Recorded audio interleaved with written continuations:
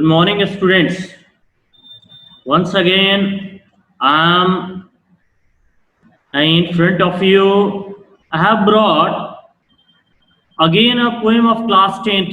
The poem number 2, Ode on Solitude for You. मैं आज जो लेकर के कविता आपके सामने आया हूं वो है ओड ऑन सॉलिट्यूड। सबसे पहले बता दूं, ओड का मतलब एक कविता होता है और दूसरा जो शाब्दिक अर्थ है वो है यानी एक समूह गान आप कह सकते हैं। तो हम ओड के बारे में बातें करेंगे। और सॉलिट्यूड का मतलब होता है एकांत। तो ये यानी एक ऐसी कविता है जो एकांत को संबोधित करके लिखा गया है। लिखा किसने है? अलेक्जेंडर पोप ने। हम अलेक्जेंडर पोप के बारे में पढ़ेंगे तो आपके स्क्रीन पे है about the poet Alexander pope. Alexander Pope 1688 to 1744 was one of the greatest satirists of the early 18th century. He was also a critic, but he is remembered chiefly as a satirist.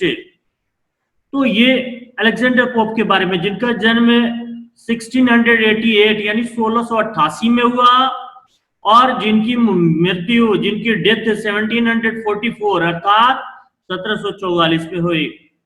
was one of the greatest critics, one of the greatest satirist of the early 18th century। ये satirist का मतलब होता है व्यंग्यकार, satire का मतलब होता है व्यंग्य, और ये अर्ली 18th सेंचुरी यानी 18वीं शताब्दी के शुरुआत के सबसे महान व्यंग्यकारों में से एक थे। कौन? Alexander Pope. आगे, ही वॉज ऑल्सो अ क्रिटिक, वह एक आलोचक भी थे। आलोचक जिनका काम होता है किसी क्रिएशन की, किसी वर्क की जो आलोचना करना, उसकी अच्छाई और बुराई बताना, उसमें कमी और उसके जो खूबसूरत पहलू है वो बताना। तो ये एक क्रिटिक भी थे। But he is remembered chiefly as a satirist, मगर उनको मुख्य रूप से एक व्यंग्यकार के रूप में याद किया जाता है। आगे आपकी स्क्रीन पे दिया हुआ है, this vein of his poetry is best expressed in the rape of the lock of the Dunciad and the Epistes. Two of his other famous works are essays on criticism and essay on man. अब देखिए, ये when का मतलब है VEIN का मतलब होता है शैली, way by which poetry is composed, एक तरीका जिसके जरिए से पोएट्री जो है वो कंपोज की जाती है। तो उनकी जो ये कविता की शैली है is best express in the rape of the lock. ये रेप ऑफ द लॉक इनकी बहुत बड़ी, बहुत फेमस कृति है वो, और द डंसियर एंड द एपिस्टेस, इसमें बहुत खूबसूरती से अच्छी तरह से व्यक्त की गई है। उनकी दो अन्य प्रसिद्ध रचनाओं में से एक है एसे ऑन क्रिटिसिज्म और दूसरा एसे ऑन मैन। ये दो रचनाएं उनकी और फेमस है। सबसे पहला, याद हमेशा रखिएगा, इनकी सबसे ज्यादा जो पॉपुलर जो क्रिएशन है वो है the rape of the lock. इसके लिए बहुत ज्यादा जाने जाते हैं। आगे आपके स्क्रीन पे है ओड इज अ पोएम। यहाँ ओड के बारे में, इस लाइन में ओड के बारे में बताया गया कि ode is a poem address to a person और एन ऑब्जेक्ट। ये ओड जो है एक कविता होती है जो किसी व्यक्ति या किसी वस्तु को संबोधित होती है। The Greek word ode meant a choric song generally accompanied by dance। ये ग्रीक शब्द ओड, जिसका अर्थ सामूहिक गीत होता है, ऐसा गीत जो समूह में गाया जाता है और जिसे आमतौर पर नृत्य द्वारा प्रस्तुत किया जाता है। यानी आप ये जानिए कि एक ऐसी कविता जो किसी को संबोधित हो उसको ओड कहते हैं, और ये समूह के तौर पे गाया जाता है और इसके साथ नृत्य भी प्रस्तुत किया जाता है। तो ये जो हम कविता पढ़ेंगे ये एकांत को संबोधित की गई एक कविता है, यानी संबोधन गीत। किसको? एकांत को, अकेलेपन को। आगे के लाइन में जो है वो आपके स्क्रीन पे हैं। The term is presently used to refer to long meditative lyric poems that in a dignified manner addressed on noble subject. In the present poem Ode on Solitude, the poet draws a beautiful picture of a happy man. ये जो शब्द है, term का मतलब शब्द, इसको वर्तमान में एक उत्कृष्ट विषय पर सम्मानजनक तरीके से लंबे ध्यान देने वाले गीत रूपी कविताओं को संबोधित करता है। ये जो टर्म ओड है यह इसमें यूज किया गया है लंबे और मेडिटेटिव, यानी जिसमें मेडिटेशन किया जाए, सोचा जाए, विचारा जाए। ये एक गीत वाली कविता है जो एक खूबसूरत तरीके से एक विशिष्ट विषय को संबोधित है। कौन सा विषय? ये अकेलापन, और खास कर करके जो व्यक्ति जो अकेले जिंदगी गुजारते हैं उनकी खूबसूरती के बारे में है। In the present poem Ode on Solitude, the poet draws a beautiful picture of a happy man. ये जो प्रस्तुत कविता है ओड ऑन सॉलिट्यूड, इसमें कवि ने एक आनंदित या कह लें प्रसन्न व्यक्ति की एक सुंदर तस्वीर खींची है। यानी वो व्यक्ति प्रसन्न या संतुष्ट है, इसके बारे में ये सब चीजें बताई गई हैं। अब हम आगे देखेंगे, आपके सामने आपके स्क्रीन पे है, लाइन बाय लाइन हम स्टेंजास को पढ़ेंगे। हाँ, तो टोटल इसमें 5 स्टेंजास हैं, यानी 4-4 लाइन के हिसाब से टोटल 20 लाइन्स हैं। तो सबसे पहला स्टेंजा आपके स्क्रीन पे, happy the man whose wish and care of you paternal acres bond, content to breathe his native air in his own ground। पहले स्टेंजा में उन्होंने कहा है कि वही आदमी खुश होता है जिसकी इच्छा और फिक्र, जिसकी इच्छा और जिसकी चिंता उसकी कुछ एकड़, एफयू का मतलब होता है कुछ, और पैटर्नल का मतलब होता है पैतृक। एकड़ से जानते हैं ये जमीन नापने की एक पैमाइश होती है, एक तरीका होता है जिससे जमीन को, यानी एकड़ एक जमीन का माप है। तो कहते हैं कि हैप्पी द मैन, वो व्यक्ति खुश है जिसकी इच्छा और जिसकी फिक्र, जिसकी चिंता उसके कुछ पैतृक एकड़ जमीन से बंधी होती है, बाउंडेड यानी सीमित होती है, लिमिटेड होती है।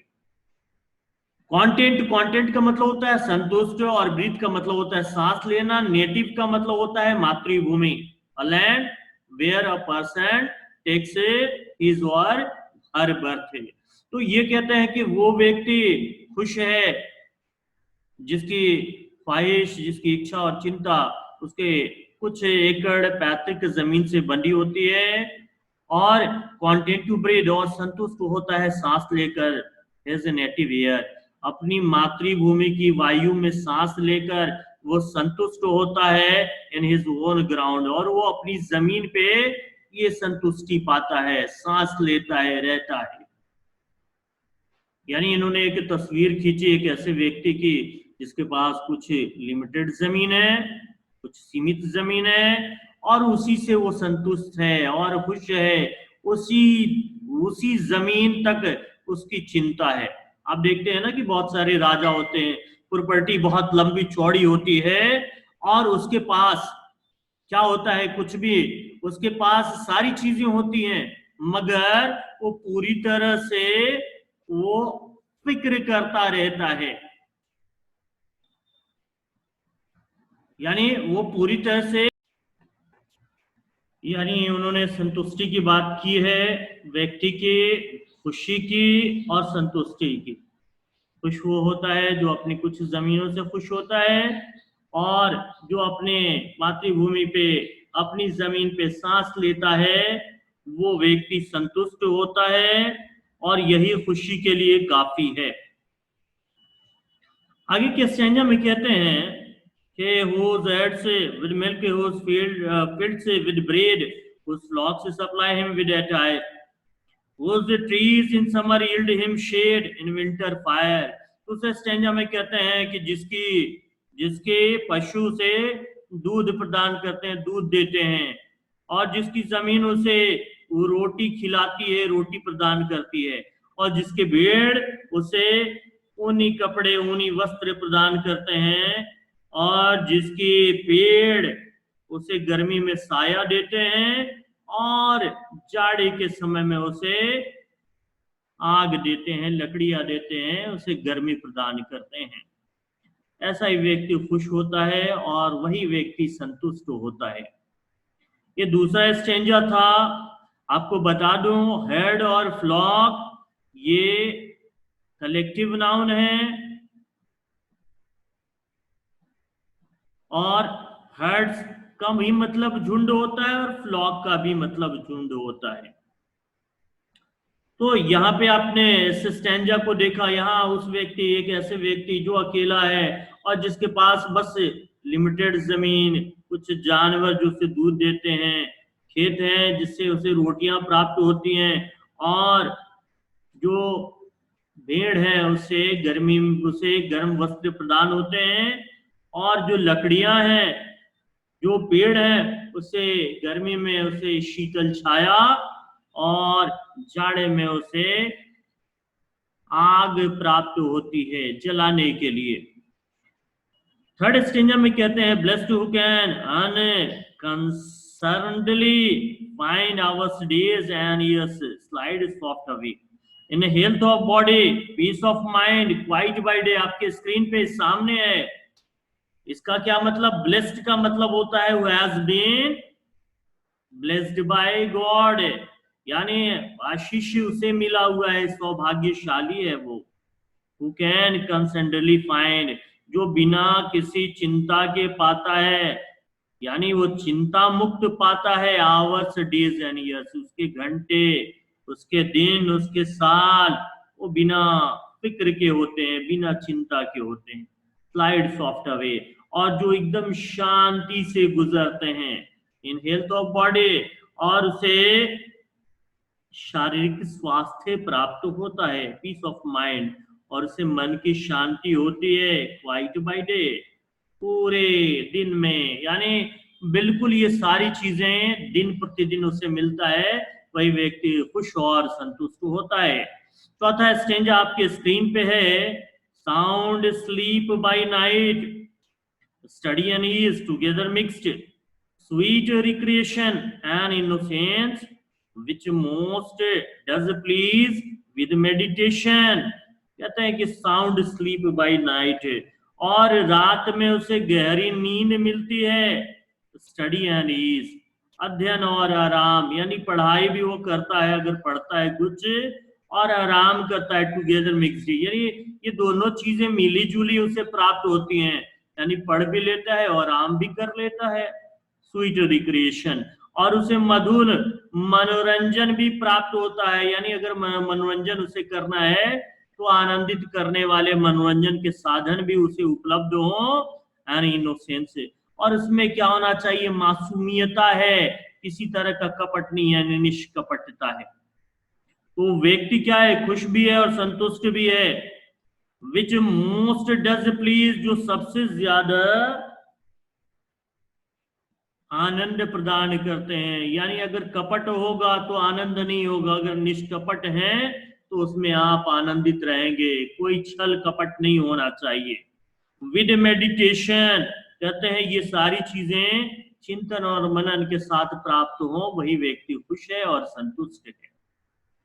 यानी वो सो भी लेता हो, पढ़ भी लेता हो, आराम भी कर लेता हो, मनोरंजन के जिसे साधन उपलब्ध हो और उसमें किसी प्रकार का कोई कपट, लोभ, लालच न हो, यही सारी चीजें उसे सबसे अधिक आनंद प्रदान करती हैं। और ये सारी चीजें चिंतन मनन के साथ प्राप्त होनी चाहिए। यानी जो प्राप्त हो उस पे आदमी गौर फिक्र करे और ये जाने कि ये सारे ईश्वर प्रदत्त हैं, अल्लाह ने इसे दिया है और बस इसी से वो खुश हो। लास्ट कंक्लूडिंग स्टैंजा में कहते हैं ये एक ऐसे व्यक्ति की कहानी है जिसे ये सारी चीजें मिली हुई, व्यक्ति खुश है और संतुष्ट है। और लास्ट जो स्टैंजा, कंक्लूडिंग स्टैंजा है, जो ये कहता है, जो सारे चारों स्टैंजा का फाइनल कंक्लूजन, निष्कर्ष देता है, दस लेट मी लीव, इस प्रकार से मुझे जीने दो, या कभी कहते हैं इसी प्रकार से मुझे जीने दो। अनसीन अननोन, यानी कोई मुझे देखे नहीं, अननोन और न देख, अनदेखा और अज्ञात, अनसीन एंड अननोन, दस अनलिमिटेड लेट मी डाई, इस प्रकार से बिना विलाप के मुझे मरने दो। यानी ये मैं मर भी जाऊं तो कोई विलाप करने वाला न हो, यानी मुझे इसमें भी, मरने में भी एकांत चाहिए और मुझे अकेलापन चाहिए, क्योंकि यही मुझे संतुष्टि प्रदान करते हैं। स्टील फ्रॉम द वर्ल्ड, यानी पूरे दुनिया से छुप कर करके मुझे मरने दो। And not a stone tell me, and not a stone tell where I lie, और उस ग्रेव पे लगा हुआ जो स्टोन होता है, जो बताता है कि व्यक्ति कब मरा, कौन है और उसका संबंध क्या है, इस तरह का कोई स्टोन न हो। ये बहुत साथ में ये न बताए वेयर लाई, मैं कहाँ लेटा हूं। यानी वो ये जीवन में भी एकांत चाहते हैं, जीवन में भी हर तरह का विश्राम और अकेलापन चाहते हैं, मरने के बाद भी कोई उन्हें डिस्टर्ब न करे, उन्हें कोई परेशान न करे।